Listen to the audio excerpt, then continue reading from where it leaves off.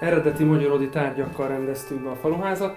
Valamikor az előző század 20-as éveiben már hasonló módon laktak az emberek Magyaródon. Büszke vagyok arra, hogy ezt sikerült itt összeállítani. Valóban szép ez a faluház, és érdekesek az eszközök, a tárgyak, látom a szekrényben még ruhák is vannak, de igazándiból mi a borért jöttünk. Kihez menjünk? Elsőként én javasolnám, hogy az alsó pincesoron keressétek fel Julika nénit. Julika néni a hegyközségnek az elnök asszonya. A felső pincesoron pedig javasolnám a Kamarás Gyuriékat. Mindannyian törzsgyökeres magyaródi családból származnak, és mind a ketten helyi magyaródi kézműves finomborokat készítenek. Köszi.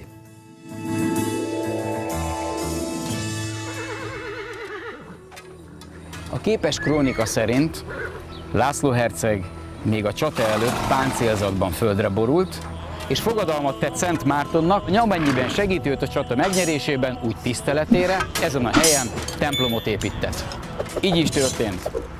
1074. március 14-én László és Géza hercegek a Belviszályt eldöntő magyarodi csatában legyőzték Salamon királyt. Természetesen megépítették az ígért templomot, amelyet majd később elbontanak, és helyett egy 3 hajós templom és kolostor épül, amelyet egy pápai levélben 1235-ben már apátságként említenek, és mint minden apátságnak, a magyarodi apátságnak is kellett, hogy legyen borpincészete. A múlt század 70-es éveitől kezdve Magyaródon borkombinát működött. 177 hektáról szüretelték a bornak valót. Akkoriban nagy fájdalma volt a helyi TSZ vezetőinek, hogy Magyaród csak termőtáj és nem borvidék besorolást kapott. Az 1991-es kárpótlási törvény alapvetően változtatta meg a tulajdonviszonyokat. Julikához érkezem hamarosan, aki Magyaród egyetlen, jó jegyezzék meg, egyetlen asszonypincéjének tulajdonosa.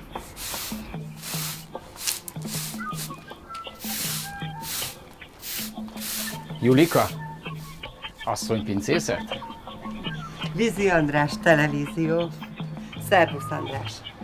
Szervusz, akkor tegeződhetünk. Zsoltékkal beszéltem. Tudom. Ők adták meg a nagyjáboli címet, hogy hol találnak meg. Igen, mindent tudok. Hogy lettél te borász? Hát az előző munkahelyemen egy kicsit elfáradtam. Kárpótlás környékén, amikor visszakaptuk a szőlőterületet, és úgy döntöttem, hogy megpróbálom én ezt, mert megtetszett. És utána foglalkoztam egy kicsit a borászattal is, és így lettem. Én úgy hallottam, hogy te iskolás lettél közben. Igen, 50 évesen ültem iskolapadba, és végeztem el a borászszakot. Miért volt erre szükség? Igazából csak azért, hogy amit már egyszer tudok, arról legyen papírom. Csak ennyi. Ennyi? Nagyon érdeklődő ember vagy, nagyon nyitott ember vagy. Mondjál nekem légy szíves valamit arról, hogy a környéken milyen szőlők vannak, esetleg milyen bort készítenek. Inkább a szőlőknél maradjunk, aztán majd lépjünk tovább, jó? Sokféle szőlő van Magyaródon, fehér szőlők és kék szőlők. A fehér szőlők közül a kunleány, királylányka, otonel muskotáj, chardonnay és zöld vertellini, ezek a fő fajták. A kék szőlők közül az oporto, a kék frankos, a cabernet és a zweigert. Milyen boraid vannak? Többféle borom van, helyesebben 8 féle borom van. Állj. Szeretném magamat meghivatni. Bemegyünk vagy nem megyünk? Menjünk meg őket. A rozét mindig üdének és frissnek kell lennie. Hogyha esetleg boltban rozét vásárolsz, akkor mindig csak előző év járatot vegyél. Öregebbet ne vegyél, mert a rozénak az a lényege, hogy friss és üde legyen. Nekem ez ízlik. Igen, nagyon szeretem ezt a Zweigertet, mint fajta, mert nagyon jellegzetes, meggyes íze van, és gyönyörű a színe. Azért arra kíváncsi vagyok, hogy mit rejt még a pincéd, elárulod nekem? Van még egy pár fajta borom, úgyhogy gyere, menjünk, nézzük meg. Jó, kukucskáljunk be. Az elsőben chardonnay van, a másodikban vegyes fehér, a harmadikban Zweigert, a negyedikben zenit, az ötödikben Zweigert rozé, kedvencem, a hatodikban zöld vertellini, a hetedikben kékfrankos rozé, a nyolcadikban pedig kékfrankos. Mindkét hektár volt, nem? Nem mind az összes. Főképpen cvergeltet termelek, és akkor cserélek fehér szőlőre. Kiskezi csókolom! Szervusz Tomikám, Isten hozott, szia! Rátesi Tamás. Bizi András. Mit szeretnél, Tomikám? Julikán drága, összeértünk a komákkal, pálinkát főzünk, mellette egy kis csülök-sül a kemencébe, hozzá jó lenne egy kis rozé. Nagyon örülök. Tessék, ezt rád bízom, foglalj helyet, ülj le, kóstold meg a pogácsát, hozom is. Köszönöm szépen. Ja. Mindig itt vásárolod a bort? Hát, elég régóta. Az mit jelent? 10 éve biztos. Van kedvenced? Van, rozé. Utánozhatatlan. Én rozépárti vagyok. Aha. Ugye nem kötekednek arra, csak mondom, hogy azt szokták mondani, minél sötétebb a hús, annál sötétebb bor kell hozzá, hogy téged ez nem érdekel? Annyira nem. Engem sem, akkor minden rendben. Csak azért tisztázok a Annyira dolgot. nem. Egy jó kis rozé, egy kis fröccs. Ez jó beszélgetős, partizós bor. Itt laksz te is, vagy Magyaródi vagyok. Magyaródi vagy? Aha. Hogy kerültél ide? Itt születtem. Magyaródi vagy? Magyaródi. Én nem tudtam. Aha. És mivel foglalkozol? Pálinkát főzök. Nem mondod? De. Hát akkor szerintem jó társaságban vagyunk, nem? Lehetne egy következő állomásunk a... Természetesen, várunk szeretettel. De azért mondjál valamit, nehogy feleslegesen elinduljunk, az semmi értelme nincs. Itt a Gyakorlatilag- pálinkádról főzöl, az mit jelent? Mi egy bérfőzde vagyunk, a pálinka főzdét 3-an csináljuk. Szia, drágám, meg is hoztam. Köszönöm szépen. Jaj, de jó. Kedves egészségetekre. A finom csülök mellé. Köszönjük szépen. Ebben kiderült a pálinkázás, úgyhogy mi Igen? átmegyünk és megnézzük ezt a pálinka főzdét. És már is itt van. Elcsábítom tőled. Hát, szomorú vagyok, András, de azért azt még egyétek meg. És szeretném, ha elfogadnál tőlem egy palack bort. Parancsolj, ezt a családod körében bármilyen vacsorához, ami jó kis húsos vacsora. Fogyasszátok egészséggel. Köszönöm szépen. Pusztítatok, ugye? Szervusz, igen. Köszönöm szépen. Jól Szervusz. éreztem magam nálatok. Tomikám, szia kicsi. Köszönöm. Üdvözlöm a családot. Elfogyott jelentkezem.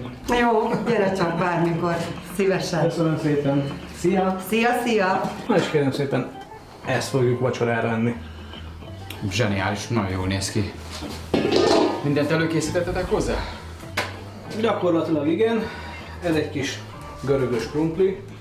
Oregánóval, kis citrommal, kis olajjal, kis vízben szépen megpárolódik. Nagyon-nagyon finom. Ehhez még ugye most meg kell tűzdeljük egy kicsit fokhagymával. Kap egy kis sört, kap egy kis fűszert, és megy be a melegre. Aha. Te honnan ismered a Julikát? Gyakorlatilag a Julika az én ónénim volt, az én kedvenc Nem mondod. ónénim volt, de Ez egy régi kapcsolat. nagyon régi kapcsolat. A 3 komából az egyik, az én Géza komám, ugye ő vele a barátságunk 40 éve tart, ő is a Julika egyik kedvenc gyermeke volt. Óvodába csoportársak voltatok? Így van, óvodában csoportársak, utána általános iskolában is egymás mellett ültünk, egy padban ültünk, középiskolában egy osztályba jelentkeztünk, Igen. hát egy osztályba sikerült kerülnünk, egy iskolába egy osztályba kerültünk, és ott csapódott hozzánk a 3. koma, a Tibi, aki ugye középiskola óta, én már 25 éve vagyunk barátok. És hogy kerültetek a pálinka közelépére egészen odáig, hogy egy főztök? Hát, tessék, itt az én Tibi komám. Szevasz. Szevasz. Éves Tibor. Akkor te vagy a 3. Igen, én Szevasz, vagyok a Bizi 3. András. koma. Hello. Hoztam egy kis meglepetést így az első pálinkáink egyikét. Ti tudtok valamit, mert nagyon huncutól mosolyogtok. Mit kell tudni erről a pálinkáról? Hát ennek sztoria van. Elárulod? Na, kíváncsi vagyok rá. Hát ez annak idején, azt hiszem idestova 4 éve, Fú, de régen volt. Szinte napra pontosan 4 szinte éve. napra pontosan 4 éve elmentünk mi Győrbe. De hogy mentünk el Győrbe? Részegen. Nem. El fogjátok Minőségi mondani. alkoholfogyasztást preferáljuk mi is, tehát nem mennyiségre megyünk már. Jó, hát poénnak szántam, lehet, hogy nem volt És poén. egynapos tréning szerveződött Győrben. Ott ugye nem csak elméleti oktatás történt. Minden tanuló vihetett magával egy mintát. És akkor ugye erre mi nagyon nagy dicséretet kaptunk. Az egyik az volt, hogy uraim, önök kitaláltak egy új kategóriát, a másik meg azt mondta, hogy gyakorlatilag ez bármelyik országos versenyen egy aranyérmes pálinka lenne. Mi az új kategória, amit kitaláltatok? Ez egy ágyas törköly. Ugye a törköly pálinka, az a kipréselt szőlőből készült pálinka. Ez az olaszoknak van egy speciális Én közben ezt betenném. Jó, segítünk Hogy valamit. melegedjen. Ezt kell ide tesszük? Igen. Igen? Járod, meleg lehet. Nem, nagyon óvatosan. Ugye, az olaszoknak van, milyenek hívják a grappa. Igen, tudom. Az annyiban különbözik a dologtól, tehát szőlőből kétféle pálinka készülhet. Van a törkölypálinka És a gyümölcs. és van a szőlőpálinka. Én úgy szoktam megkülönböztetni a kettőt, hogy a törköly az a kipréselt szőlőből készül, a szőlőpálinka az pedig ott nincs kipréselve a gyümölcs, hanem csak meg van roppantva, tehát hogy levet engedjen, és akkor a pálinka. Vagyis a cefre. Jó, és akkor ez törköly akkor. Ez törköly, ugye itt annyi az extra benne, hogy a saját gyümölcsét, azt ugye lefagyasztottuk, és akkor visszatettük bele, és akkor ezzel. Elnézést, én ezzel végeztem, folytassuk inkább a pincében. Folytassuk, mennyi idő ez még megsül? Szerintem egy olyan jó 2 óra kell. Na, akkor menjünk a pincébe, vissza tudunk még jönni. Minden bizonnyal. Egészségetekre. Meg is.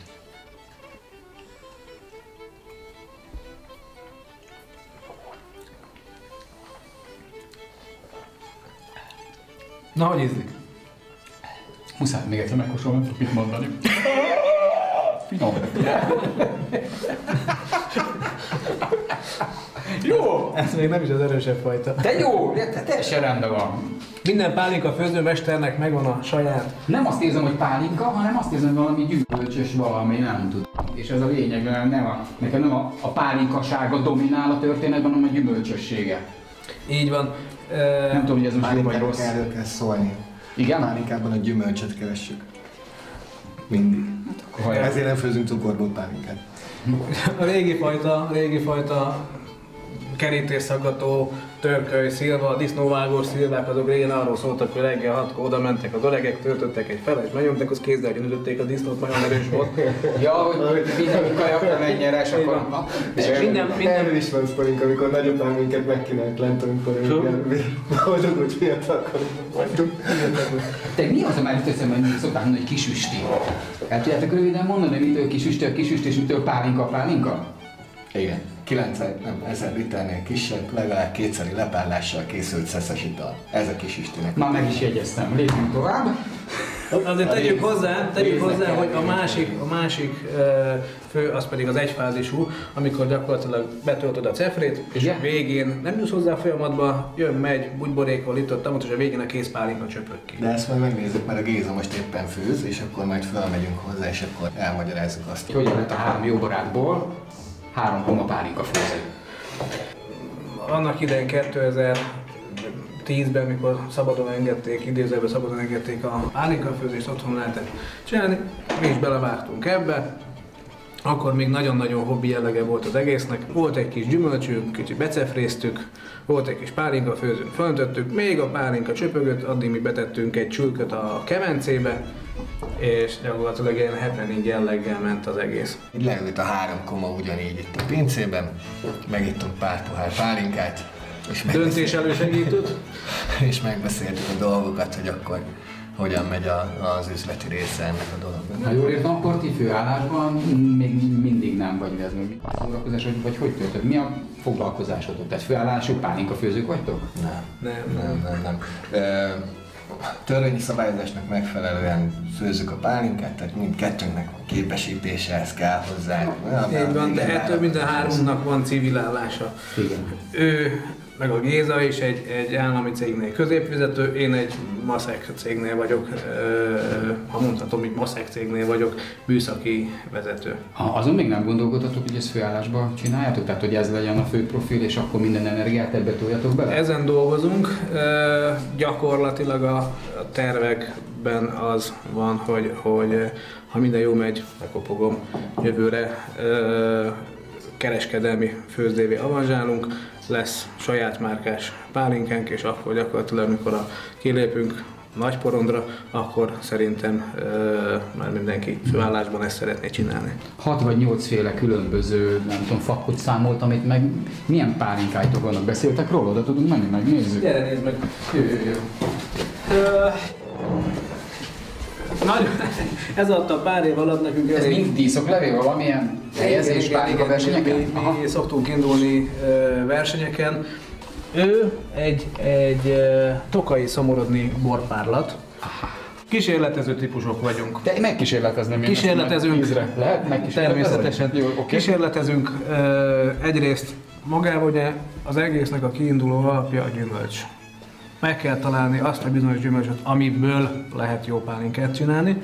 Ugye a második föllépés az a cefrézés, a harmadik a főzés, és amikor megvan a kész terméked, még nincs vége, még nem állt meg, ott nem állt meg az élete, hanem utána van egy érlelése. Ez lehet ugye ágyas, illetve lehet hordóban érlelt. Ebből látunk itt ugye ő ágyas, alaptézis a pálinka színe fehér. Igen, víztiszta. Bocsánat, víztiszta. Tehát, ha nem ilyen, akkor azzal már történt valami, vagy valami oka annak van. Amitől ilyen gyönyörű, szép bíbor színe lesz, ez egy ágyas. A pálinka versenyeknél ugye egy 20 pontos kategória van, és a 20 pontos kategória 4 részre oszlik. Az első rész az a tisztaságra utal, tehát az, hogy a víztiszta, tehát színe csak akkor lehet a pálinkának, hogyha vagy ágyban, vagy hordóba teszed be. Aha. És hogyha ez nem abba a kategóriában nevezed a pálinkádat, akkor az már húzza lefele az első résznek a pontjait. Érted. Tehát itt tartottunk, hogy valami ugye, színe ő az ágyas, a másik, amit ott látsz, az pedig egy hordóban, természetesen, ő egy hordóban érlelt Jonathan alma. Ezt mindenféleképpen kóstoljuk meg, Tibi töltsé nekünk, légy szíves. Nem tudom, miért titkoljátok elődlem azt a tukai visszatérünk. Akarják terelni a figyelmemet közben, de ez a felvezetés egyikből következik a másik. Amivel most kísérletezünk, az gyakorlatilag a maga a hordós érlelés. Ugye mostanában már nem mindenki azt csinálja, hogy elég lett. Beletöltöm a pálinkát a hordóba, hanem a hordót teszem bele a pálinkába, és erre van nekünk egy új... Még egyszer mondjad, mert ezt le kell fordítanom magyarra, várjál. De ugye magyarul... Régen úgy ment, igen? hogy a hordóba tetted a pálinkát. Eperfa, tölgyfa, ilyen-olyan hordók. De mondjuk én azt szeretném, ugye, hogy minden gyümölcsnek a saját fája kerüljön vissza. Mondjuk egy Jonathan alma, egy körte, ilyet hordóban nem lehet. Ez az üzleti titok, ezen másodjára fognak megölni. Igen? De lehet engem először. Majd ezt egymásnak elintézitek, és akkor marad csak 2 jó barát. Illatod meg, egészségedre. Utána illatod. Vagy előtte illatunk? Vagy úgy? Nekem mindegy. Akkor koci-moci, igen, és akkor... Egészség. Ez az alma, ugye? Ez az alma. És Jonathan alma? Ez Jonathan alma. Ki nem találnám agyonütnének se, de halálod nekem már teljesen mindegy, úgyhogy...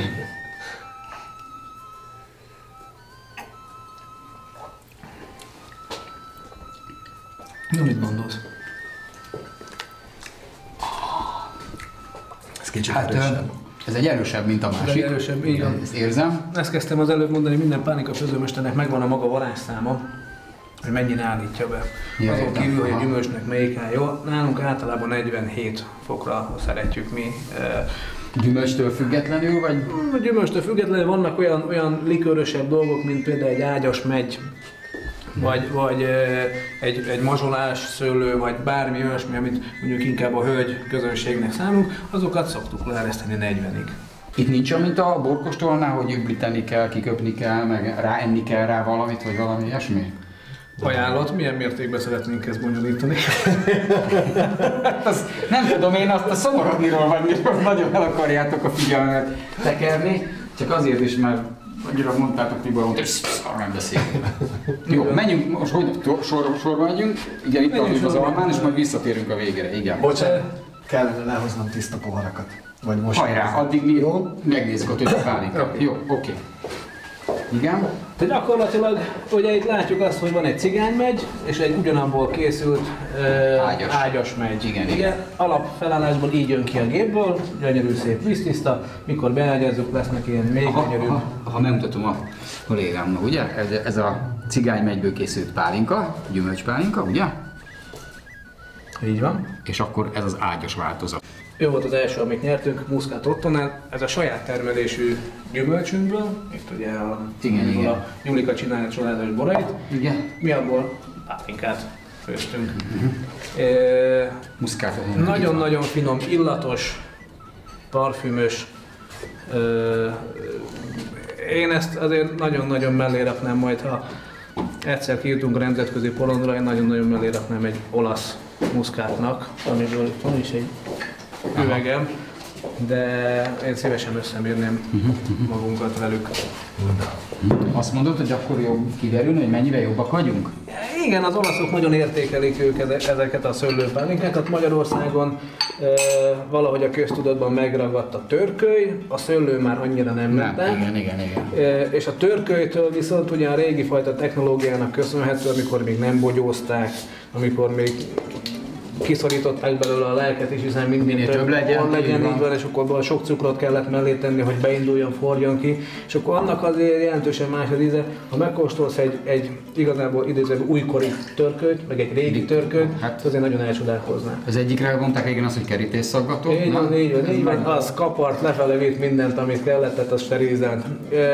Mostani törkölyöknek azért nagyon jellegzetes ízük van, tehát jellegzetesen ki kell, hogy jöjjön benne az, hogy milyen szőlőből vörös, fehér fajta jellemzőket, egy írsai olivér, szőlőtörköly, ez mind beleillatolsz, és ennek rá kell jönni. Hogyha csak azt érzed, hogy megküldöd, és kapart, már az nem az igazi. Igen, ez egy bírsalma a következő, és egyben utolsó itt a sorban. Ez a mostani egyik legfrissebb pálinkánk, hát úgy legfrissebb, hogy ezt nem csináljuk olyan nagyon régóta, de ezzel most egy ezüstérmet sikerült nyerni az országos versenyen, nagyon büszkék vagyunk rá. Gratulálok! Néhány pálinkát most megkóstoltunk, de én arra lennék kíváncsi, hogy melyik a ti kedvencetek. Mindenkinek más. Nekem a barack. Nekem a megy cseresznye, és hát a Géza Komának meg a szőlő. De nem akarnám megakasztani a beszélgetés vonalát, nekem meg kéne néznem a csülköt. Mi megnézzük meg a Gézát, hogy főzi a pálinkát. Lehetségtelen, még Gézával nem találkoztunk. Pont az elválasztási fázisban vagyunk, ami azt jelenti, hogy most fogjuk megillatolni a pálinkát, hogy tartalmaz-e még előpárlatot, vagy nem. Azt mondod, hogy elválasztási fázis, ez mit jelent valamelyikőtök mondja, hogy mi az, hogy elválasztási fázis? Ez szakkifejezés, ugye? Így van, Tibor. A pálinka főzésnek ugye az a lényege, hogy a híg alkoholos elejből, a cefréből lefőzzük a pálinkát, aminek a szesznek a forráspontja az ugye alacsonyabb, mint a vízé. Ezért azt kezd először párologni a folyamat során. Ezt látjuk ezekben a kis nyílásokban? Igen, ugye itt jön át a gőzcsövön vagy a páracsövön keresztül a toronyba a gőz, és ugye ahogy találkozik egy hidegebb felületekkel, úgy lecsapódik, és így történik meg a kisisti technológiának megfelelő kétszeres, illetve a tányérok száma alapján 3-szoros desztilláció. A pálinka, amikor elindul, akkor 3 része van a pálinkának. Az egyik az előpárlatos rész, a középpárlatos rész és az utópárlatos rész. Amit most fogunk csinálni, ez az előpárlatnak az elválasztása. Alig van benne, és ilyen nagyon erős. Az előbb itt jártunk, most itt vagyunk. Mi a következő lépés? Megillatoljuk.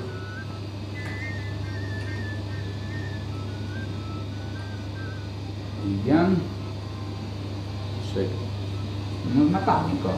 Ez így van, ez pálinka, csak nagyon erős, 86 fok környékén van. Keveset kell fogyasztani belőle. Nem? Vagy ezt nem lehet fogyasztani még? Ez emberi fogyasztásra még nem, behigítjuk és utána pihentetjük. És mitől lesz színe? A színe a gyümölcstől, hordós élelésnél magától a hordótól. Szerintem elkészült a csülök, nézzük meg, és fogyasszunk hozzá jó pálinkákat. Gyere Géza, te is, jó? Sziasztok, nekem maradnom kell, ügyelnem kell a gépre. Nem baj, fogyasztok helyetted és menjünk. Egészségetekre. Hogy mondjam, ilyen kellemes csalódás volt a pálinka főző szerkezet, mert egyszerűen gyönyörű. Tehát egy esztetikai élmény. Ez befolyásoló tényező, vagy mindegyik ilyen pálinkafőző így néz ki? Nem, sajnos nem. A pálinkafőzés kultúrájával emelkedve ezek a dizájnos pálinkák látványfőzték egyre nagyobb hangsúlyt kapnak. Aha, na nézzük akkor a látványt. Tadá! Wow! Hát szerintem akkor most a következő etap arról fog szólni, hogy mi elfogyasztjuk ezt a csülköt, de a filmperek tovább maradjanak itt. Jó napot! Jó napot! Szervusz, Vízi András. Szervusz, Kamarás György. Tegeződhetünk, ugye? Így van. Mert Zsolttal beszéltem, küldött hozzá, de mondta, hogy nyugodtan tegeződjünk. Tehát, hogy megelőlegezte a tegeződést. Hú! Ez gyönyörű. Köszönöm. Ez nagyon ki van találva. Hát sokat gondolkoztam rajta, amíg elkészítettem. Sok munkám van benne, sok munkaórát töltöttem vele. Több éven keresztül. Hány év ez a több év? Hát, ugye nem folyamatos volt az építése, szakaszosan ment, és ez olyan 3-4 év. 3 év. Egy-két apróságot megnézhetek közel, meg Persze, is foghatom, persze. nem zavar, ugye? Ez csapot rögtön kiszúrtam, és nézem, hogy milyen a cső, ott van valami ott fönt. Ez mi célt szolgál? Ez, oda felszoktunk akasztani egy kis hordót, és Ja igen, ide, ugye? van, És a akkor rá láncán lehet, a hordó, és akkor itt lehet le. szépen Zseniális. folytani. Másik oszlopon is van ilyen. Akár az egyik lehet fehér, a másik vörös. Gyönyörű, nekem nagyon tetszik, téglák be vannak állítva. Ezek a saját ötletem volt, hordódongából van készítve az a berakás. Ez a berakás, igen. Az asztalok sarka, zseniális. Az asztal sarka az egy rossz mérlegnek a sarokelemei. Ez ilyen mázsáló vagy mi? Ez egy lehet, mázsának ugye? a sarokelemei. Igen. Nagyon csinos. És a lépcső, na hát... Nagyon ravasz. Nagyon ravasz. Régi.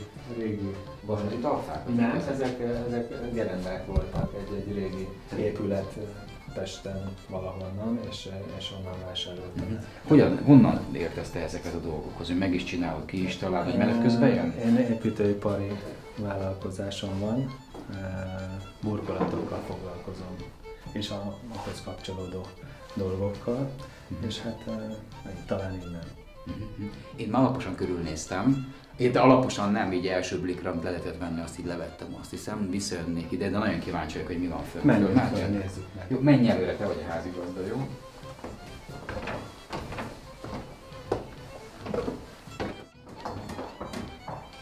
Milyen a teteje?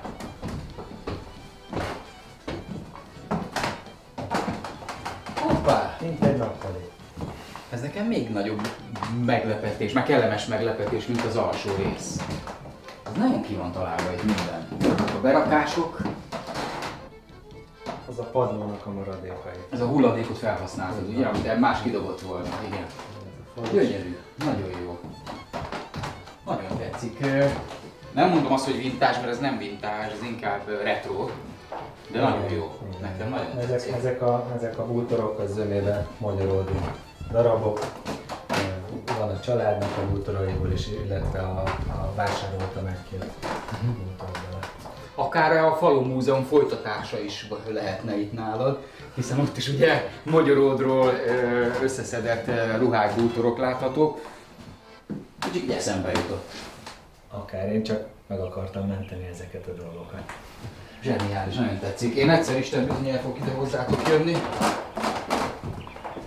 Ha lehet vendégségben, és jól meghívattam magamat, mi? Természetesen lehet. Kiadjuk a réseházrészt.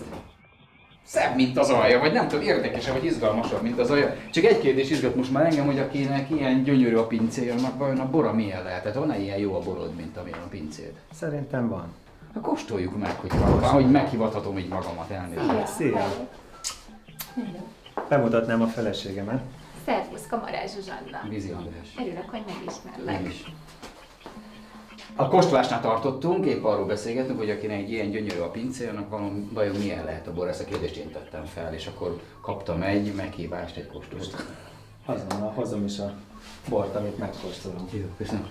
Közben megkérdezlek, hogy ez Itt látom, hogy itt ebben rengeteg munkaóra van. Gyuri el is mondta, hogy nem tudom hány évig készítettek, gondolom rengeteg időt elvett a családtól.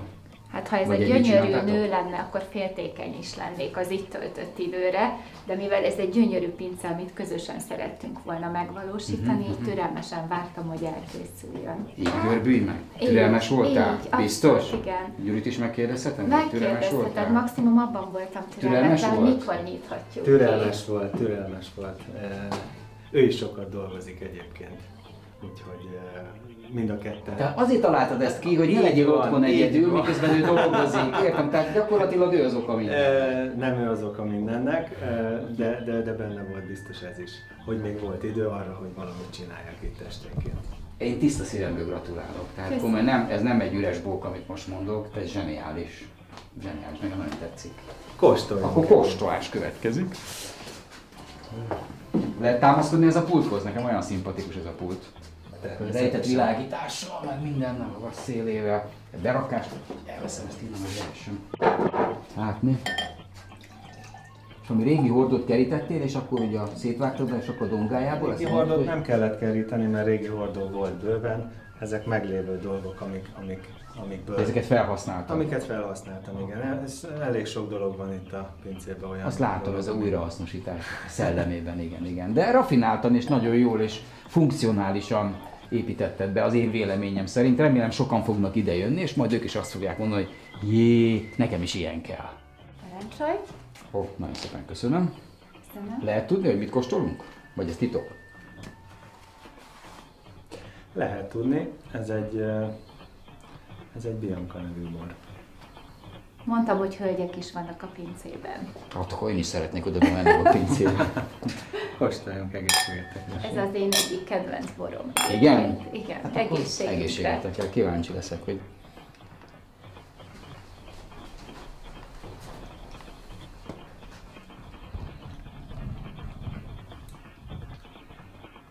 nem túl erős ez a bor, úgy érzem. Jól érzem? Ezt most nem jól érzed, mert ez egy 13 alkoholfok fölötti bor. Nem mondod, én nem vagyok egy borszakértő, de hogy játszom kell vele? Inkább szerintem azt érzed, hogy lágyabbak a savai. A lágy savak mellé hozok egy kis harapnivalót is. Jó, aztán, hát, igen. Mindegy, nekem ízlik, tehát nem szeretem, amikor mellbe vág nem, amikor érzem egy boron, hogy erős alkohol, az nem szeretem. Ezen nem érzem. Lehet, hogy ez is 13 fokos, vagy mondtad, elhiszem neked, nyilván így van, de nem lehet érezni. Tehát ez egy nagyon ravasz kis. Akkor miért kedvenced neked ez a ravassága miatt? Vagy Pont miért? azért, amit mondtál az előbb, hogy a hölgyek nagyon kedvelik, mert akik a szárazbort egyébként nem részesítik előnyben, amikor ráveszem őket, hogy ezt kóstolják, meg onnantól elhiszik, hogy ők a szárazbort mindig is szeretni fogják. Jé, ez érdekes. Akkor a szárazbort innentől kezdve mindig is szeretni fogom. Engem nagyon érdekel, hogy milyen a pince. Meg lehet nézni a pincét? Gyertek, nézzétek meg. Jó, menjünk, nézzük. Te vezetsz? Melyiket vezet? Én. Parancsolj. Remélem tetszeni fog, amit itt bent találsz. Gyönyörű, és ráadásul hideg is van. Ezt a pincét te raktad így össze? Ugyanúgy, hogy az egész? Ez egy kőbevált pince, nagyon régóta így van. Talán a török idők óta, vagy Te mióta ismered ezt a pincét, vagy mióta tiéd? 2007-ben vásároltuk meg. Kézművességben volt itt ugye a pince építése, a bor, és akkor most jön egy kézműves kolbász, ugye? Parancsolj, kóstold meg! Köszönöm szépen, ezt a hasonlódikat fogom itt választani. Köszönöm. Nekem ízlik. Köszönöm szépen. Egészségedre! Még egy harapás, aztán mennünk kell, mert várnak bennünket, és arról nem beszélve, hogy még a filmet is össze kell rakni. Köszönöm szépen a vendéglátást, szervusztok, örülök, hogy megismerkedtünk. Útra valóul vigyetek egy üvegbort. Köszönöm szépen. Nagyon szívesen. Várunk Örülök, hogy itt legközelebb is voltatok. szeretettel. Köszönöm szépen, szervusztok, minden jó. Minden jó! Minden jót.